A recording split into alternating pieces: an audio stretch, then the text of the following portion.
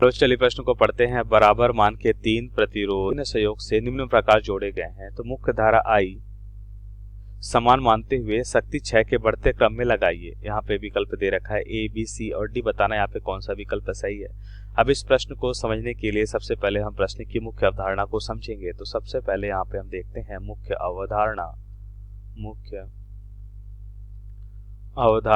और मुख्य अवधारणा में सबसे पहले हम देखेंगे शक्ति 6 क्या होता है।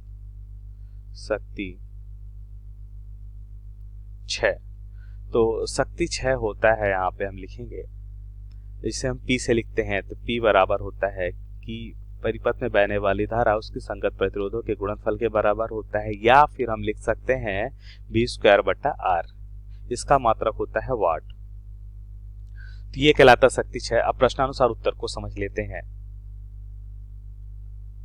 तो हम यहाँ पे देखेंगे उत्तर में, पहले चित्र में देखते हैं। देखिए यहाँ पे धारा का मान क्या एक समान है। धारा का मान एक समान है, इसका मतलब अच्छा यहाँ पे दे रखा है प्रतिरोध भी एक समान है।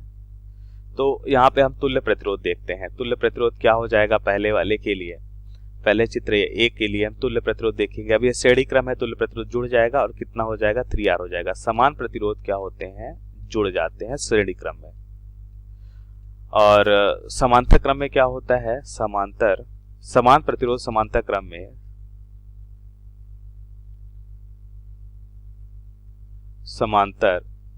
क्रम में अगर समान प्रतिरोध है तब क्या होता है R/N। यहाँ पे N क्या होता है, प्रतिरोधों की संख्या होती है। अब B के लिए देखिए, अब B में देखिए तो यहाँ पे ये प्रतिरोध है R और R, ये श्रेणी क्रम में है और इसके साथ ये समांतर क्रम में है। तो इस स्थिति में क्या हो जाएगा, ध्यान से देखिए।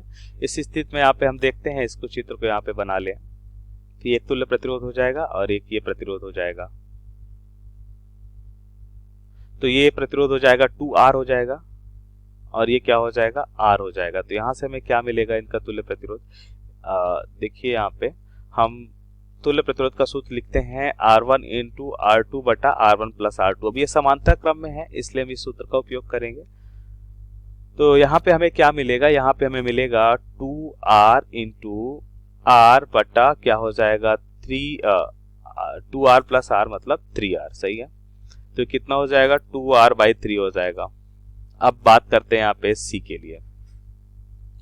तो C पे क्या हो जाएगा, C पे हम देखेंगे अब ये तीनों प्रतिरोध समांतर क्रम में है तो हमें पता है क्या हो जाएगा R/N। अब 3 प्रतिरोध है तो R/3 हो जाएगा तुल्य प्रतिरोध। तो यहाँ पे हमने देखा, इसे हम लिख लेते हैं RA, मतलब A का REA, REB और REC।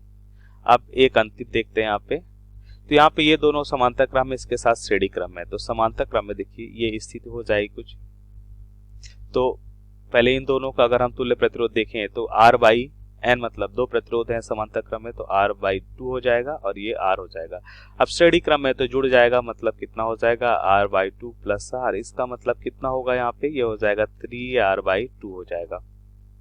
ये D के लिए देखा।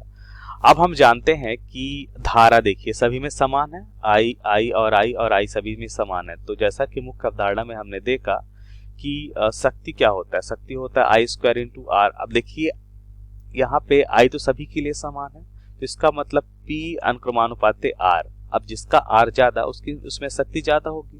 तो अब ध्यान से देखिए R किस में ज्यादा है, इसका है 3R, इसका है 2/3R, इसका है R/3 और इसका है 3/2। इसका मतलब 1.5R है और ये मान कितना दे रखा है 0.66R हो जाएगा।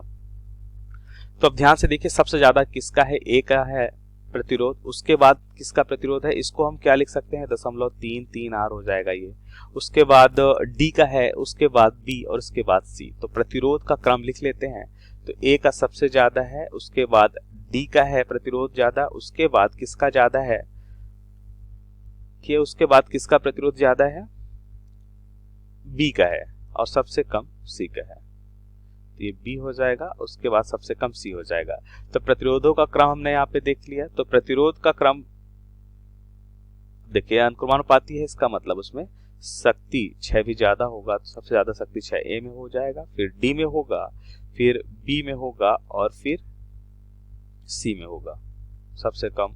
इसको सही करिए, यहाँ पे ये शक्ति 6 के रूप में लिखना है तो P डी हो जाएगा, पी बी हो जाएगा और पी सी हो जाएगा।